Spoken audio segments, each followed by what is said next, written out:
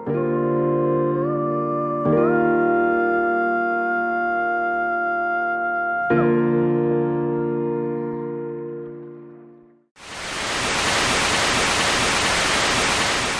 One by John Mars. Read by Midoriri. Chapter 1. Mandy. Mandy stared at the photograph on her computer screen and held her breath. The shirtless man had cropped light brown hair and posed on a beach with his legs spread apart, with the top half of his wetsuit rolled down to his waist. His eyes were the clearest shade of blue. His huge grin contained two perfectly aligned rows of white teeth, and she could almost taste the salt water dripping from his chest and onto the surfboard lying by his feet. "Oh Lord," she whispered to herself and let out a long breath she didn't realize she'd been holding. She felt her fingertips tingle and her face flush, and wondered how on earth her body would react to him in person if that's how it responded to just one photograph.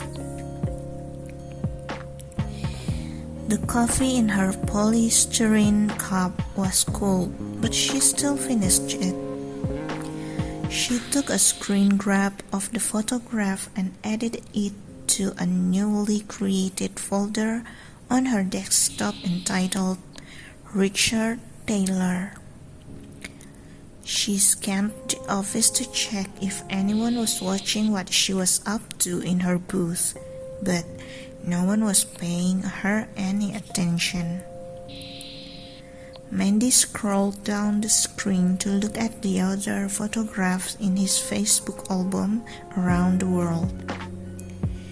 He was certainly well-traveled, she noticed, and he had been to places she'd only ever seen on TV or in films. In many pictures, he was in bars, trails, and temples, posing by landmarks, enjoying golden beaches and choppy waters.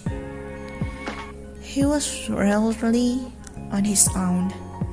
She liked that he seemed the gregarious type.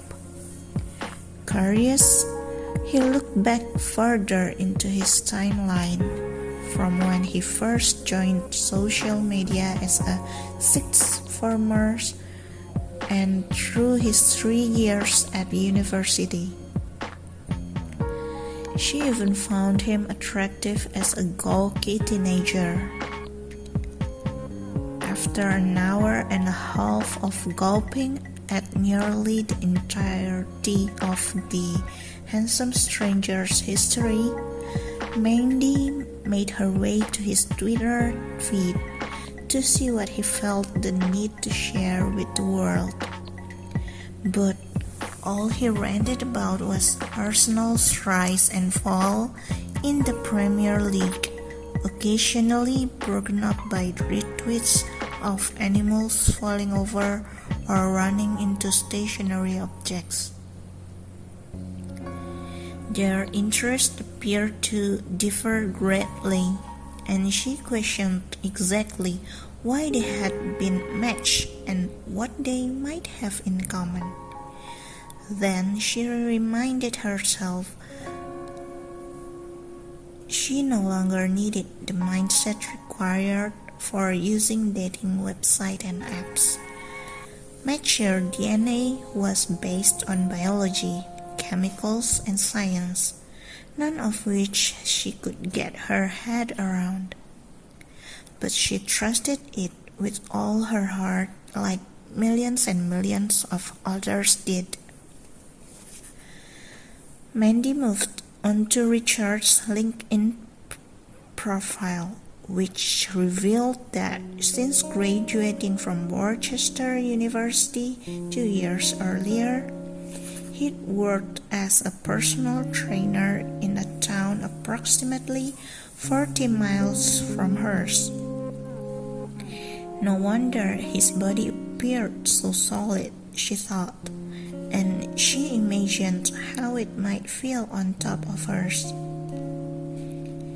She hadn't set foot in a gym since her induction a year ago, when her sisters insisted she should stop lamenting her failed marriage and start concentrating on her recovery. They'd whisked her away to a nearby hotel day spa where she'd been massaged, plucked, waxed, hot stunned, tanned, and massaged again until any thought of her ex had been pummeled out of every back and shoulder knot and each clogged pore of her skin. The gym membership had followed along with a promise that she would keep up with the workout schedule that set up for her, motivating herself to work out regularly had yet to become part of her weekly routine, but she paid for the membership regardless. She began to imagine what her children with Richard might look like, and if they'd inherit their father's blue eyes or be brown like hers, whether they'd be dark-haired and olive-skinned like hers or fair and pale like him. She found herself smiling. "Who's that?" "Jesus!" she yelled. The voice had made her jump. "You scared me to death." "Well, you shouldn't have been looking at porn at work then." Olivia grinned and offered her a sweet from a bag of Haribo. Mandy declined with a shake of her head. "It wasn't porn. He's an old friend." Yeah, whatever you say. Keep an eye out for Charlie though. He's after some selfie figures from you." Mandy rolled her eyes, then looked at the clock in the corner of her screen. She realized that if she didn't start doing some work soon, she'd end up taking it home with her. She clicked on the title red X in the corner and cursed her Hotmail account for assuming the mature DNA confirmation email was a spam. It had sat in her junk folder for the last 6 weeks until, by chance, she had discovered it earlier that afternoon. Mandy Taylor, wife of Richard Taylor. "Pleased to meet you," she whispered. She noticed she was absent-mindedly twiddling an invisible ring around her wedding finger.